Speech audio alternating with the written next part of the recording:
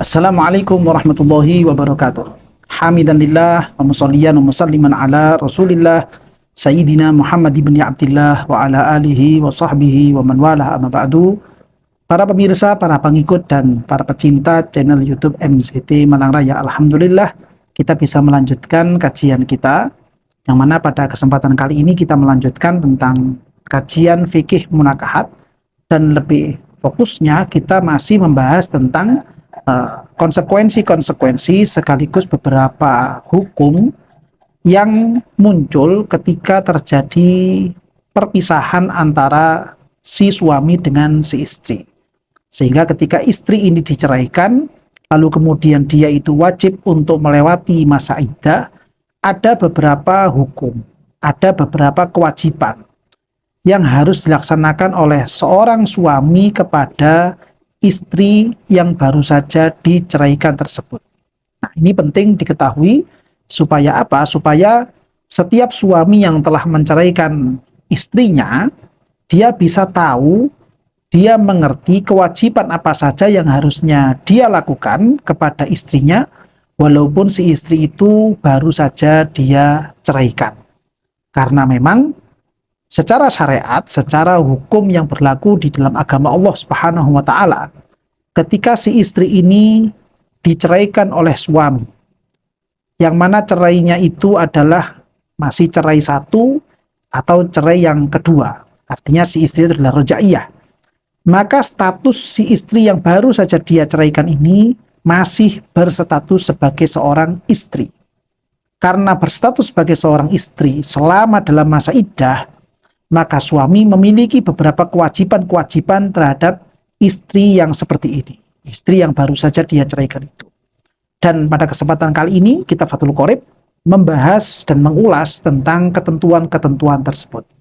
Yang mana dalam hal ini beliau Al-Qadhi Al-Imam Abu Syuja' Al-Asfahani dan juga Syekh Muhammad bin Qasim Al-Ghazzi memberikan keterangan di dalam kitab Ghayatul Taqrib dan juga di dalam kitab Fathul Qoribnya.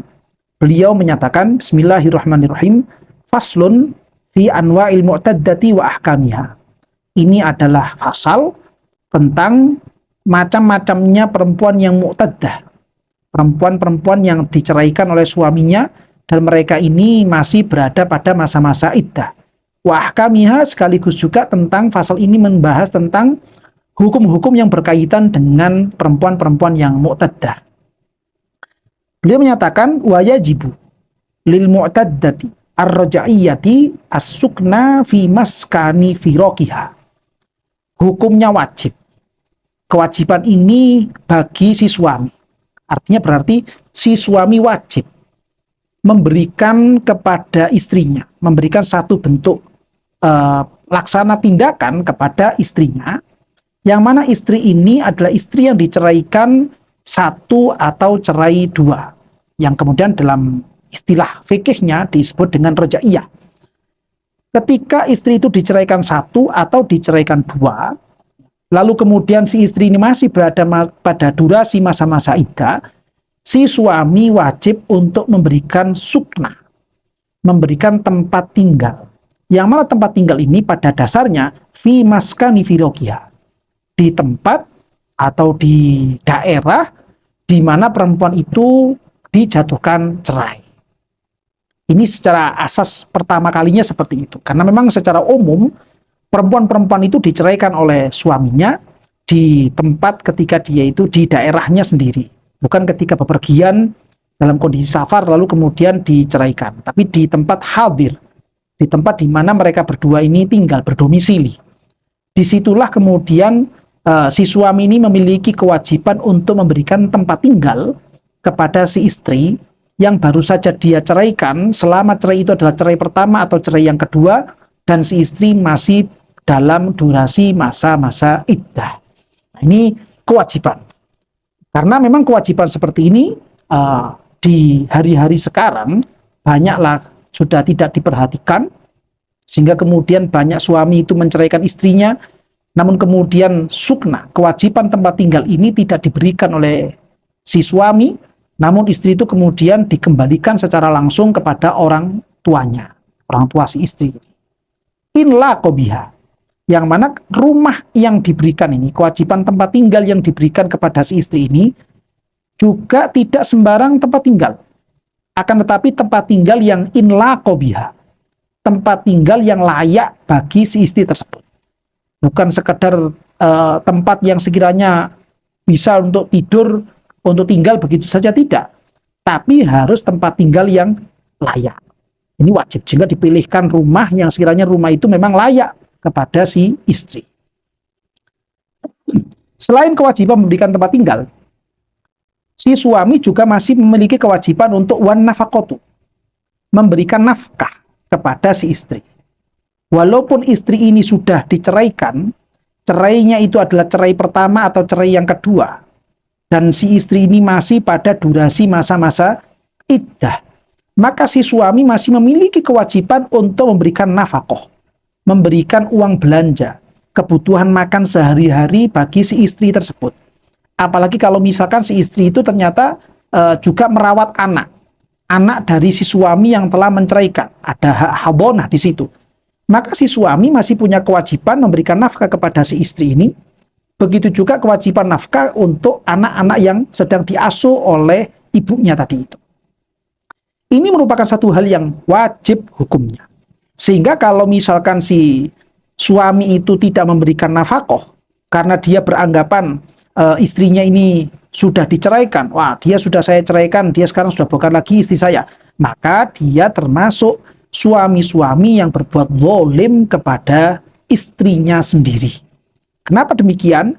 Karena istri ini, sekali lagi, masih pada taraf cerai yang pertama atau cerai yang kedua, dan si istri itu masih pada durasi masa-masa iddah. Sehingga perlu diingat juga bagi setiap suami, ketika si suami itu misalkan terjadi kasus perceraian kepada istrinya, dia perlu mengetahui kapankah istri itu memulai masa iddahnya, dan sampai kapankah iddah diri si istri itu menjadi habis. Ini perlu diketahui supaya apa? Supaya si suami itu tidak sampai menjadi suami-suami yang zalim kepada istrinya sendiri. Selain kewajiban memberikan tempat tinggal, melaksanakan kewajiban berupa nafkah, artinya uang belanja kepada si istri, suami juga punya kewajiban wal kiswatu, memberikan pakaian. Jika memang di waktu-waktu itu masuk pada waktu yang umumnya atau biasanya dia membelikan pakaian kepada si istri. Misalkan si suami ini punya kebiasaan setiap kali awal masuk musim kemarau selalu memberikan pakaian. Atau misalkan si suami itu punya kebiasaan setiap kali masuk musim dingin, si suami selalu memberikan pakaian. Atau misalkan seperti adat kebiasaan yang banyak dilakukan oleh orang Indonesia, misalkan menjelang Hari Raya Idul Fitri, si suami ini sudah biasa lagi memberikan pakaian kepada keluarganya. Misalkan di perjalanan masa iddah itu, si istri melewati hari-hari yang seperti ini, dan memang itu merupakan waktu bagi si suami untuk memberikan pakaian, maka si suami masih punya kewajiban untuk membelikan pakaian-pakaian tersebut. Tentunya dengan pakaian-pakaian yang layak dipakai oleh si istri, walaupun istri itu baru saja diceraikan oleh si suami. Nah, ini perlu dipahami oleh semua kalangan, baik itu bagi setiap suami ataupun setiap istri. Ketika terjadi perceraian di tengah-tengah rumah tangganya, hal ini merupakan hal yang hukumnya wajib. Illa nasizatan qabla tolakiha, kecuali kalau ternyata si istri itu merupakan tipikal istri yang baru saja melakukan nusyuz sebelum terjadinya cerai. Taruhlah misalkan contoh, si istri itu dia melakukan perbuatan pelanggaran agama yang memang sudah tidak bisa ditolerir lagi. Dari sisi nasihat sudah, kemudian pisah ranjang juga sudah, bahkan dipukul juga sudah pernah, dengan catatan pukulan yang ghairu mubarrih, pukulan yang tidak menyakiti kepada si istri. Lalu kemudian si istri itu masih tetap saja melakukan nusyuz, melakukan pelanggaran terhadap aturan-aturan rumah tangganya dia atau aturan-aturannya Allah Subhanahu wa taala. Lalu kemudian si suami itu menjatuhkan cerai kepada si istri, maka kalau memang kasus cerainya ini berangkat dari masalah nusyuz, si suami tidak memiliki kewajiban untuk memberikan nafkah. Karena memang hukum dasarnya kewajiban nafkah itu menjadi gugur ketika si istri melakukan perbuatan nusyuz. Entah kondisi suami istri ini masih dalam ikatan pernikahan atau sudah terjadi perceraian. Ya. Ini seandainya terjadi nusyuz sebelum ditalak. Atau fi asna'i iddatiha. Peristiwa nusyuznya si istri ini terjadi di tengah-tengah perjalanan, di tengah-tengah durasi masa-masa iddah. Jadi si istri ini misalkan dia sudah diceraikan. Jadi cerainya ini bukan karena nusyuz. Diceraikan oleh si suami, lalu kemudian si istri ini harus melewati masa iddah misalkan dengan salah satu quru misalkan, dengan 3 kali masa suci misalkan. Lalu di tengah perjalanan masa iddah ini si istri melakukan perbuatan nusyuz. Taruhlah misalkan contoh misalkan si istri ini menerima apa istilahnya ya, godaan, menerima lamaran, menerima masukan dari laki-laki lain dengan menyebutkan kata-kata yang itu mengarah kepada pernikahan. Taruhlah misalkan mengungkapkan perasaan cinta misalkan, atau laki-laki lain ini mengungkapkan perasaan sayang misalkan, atau laki-laki lain ini mengungkapkan pujian-pujian misalkan cantiklah atau apalah kepada si istri yang baru saja diceraikan oleh suaminya ini, yang masih berada pada durasi masa iddah. Ketika ungkapan-ungkapan seperti ini dimunculkan oleh laki-laki lain dan kemudian ditanggapi oleh si perempuan tersebut, yang mana itu merupakan masuk dalam kategori khitbah, kategori lamaran secara kacamata syariat. Karena memang lamaran itu pengertiannya secara syariat bukan membawakan oleh-oleh hadiah kepada pihak perempuannya, bukan. Akan tetapi ungkapan yang dia itu nuansanya arahnya kepada pernikahan dengan bentuk pujian, atau mungkin secara terang-terangan dia itu mengungkapkan ingin menikahimu misalkan, padahal si perempuannya ini masih berstatus istrinya orang, maka ini masuk kategori khitbah, baik itu khitbah yang tasreh ataupun khitbah yang secara ta'rid. Khitbah secara tasreh ataupun secara ta'rid, ketika itu diberikan kepada istrinya orang, maka ini termasuk perbuatan khitbah yang diharamkan oleh Allah Subhanahu wa Ta'ala.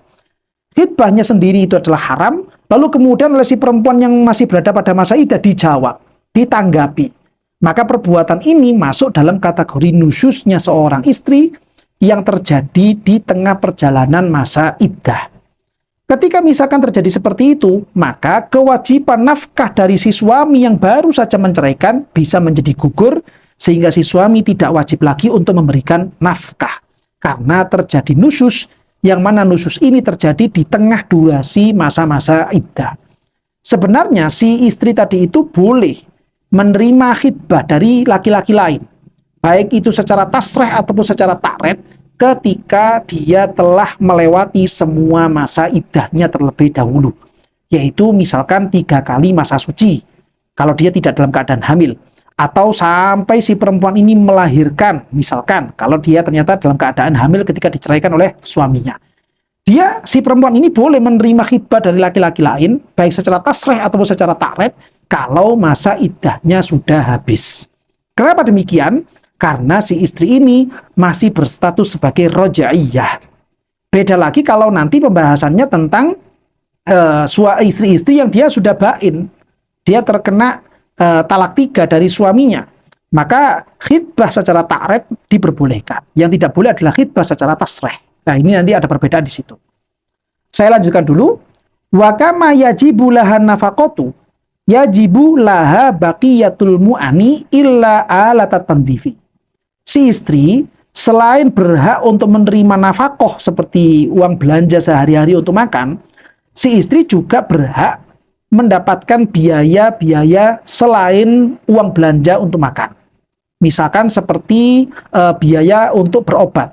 Misalkan di tengah-tengah masa iddah, tiba-tiba si istrinya ini jatuh sakit, misalkan dia butuh berobat, butuh biaya untuk beli obat atau ke dokter misalkan. Maka biaya tersebut masih menjadi tanggung jawabnya suami yang baru saja menceraikan perempuan tersebut. Bukan menjadi tanggung jawabnya si istri itu sendiri, atau menjadi tanggung jawabnya orang tua dari si istri itu sendiri. Illa ala tatandif. Secara fikih, diberikan rincian kecuali alat-alat kebersihan. Kalau alat-alat kebersihan, maka itu sudah bukan lagi menjadi tanggung jawabnya si suami, melainkan itu menjadi tanggung jawabnya si istri itu sendiri. Nah, inilah para pemirsa dan para penikmat channel YouTube MZT Malang Raya, yang penting untuk diperhatikan bagi setiap mereka yang telah mengarungi bahtera rumah tangga, telah menjadi suami dan istri. Lalu kemudian suami istri ini terkena musibah yang namanya perceraian.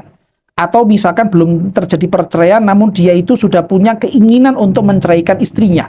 Maka konsekuensi-konsekuensi seperti ini, hukum-hukum kewajiban ataupun hak-hak yang seperti ini penting untuk dipahami bersama, penting untuk dimengerti secara bersama, dengan harapan agar supaya si suami tidak sampai melakukan kezaliman kepada istrinya sendiri. Karena bagaimanapun juga kita harus berupaya agar supaya rumah tangga yang kita bangun ini menjadi satu media, menjadi satu wasilah untuk mendekatkan diri kita kepada Allah Subhanahu wa taala, bukan malah menjadi kesempatan untuk melakukan kezaliman kepada orang lain, wabil khusus kepada istri atau suaminya masing-masing. Mudah-mudahan dengan kajian yang seperti ini bisa membuka pikiran dan hati kita semuanya, sehingga kita semua bisa menjadi orang-orang yang semakin dekat kepada Allah dan semakin dekat kepada Rasulullah SAW, dan kita bisa menjadi sosok kepala rumah tangga yang soleh di hadapan Allah dan juga soleh di hadapan orang-orang di sekeliling kita semuanya, sehingga kita semua bisa menjadi orang-orang yang diridhoi oleh Allah Subhanahu wa taala dan juga dicintai oleh junjungan kita, idola kita, bintang kita, Gusti Kanjeng Nabi Muhammad SAW. Amin ya rabbal alamin.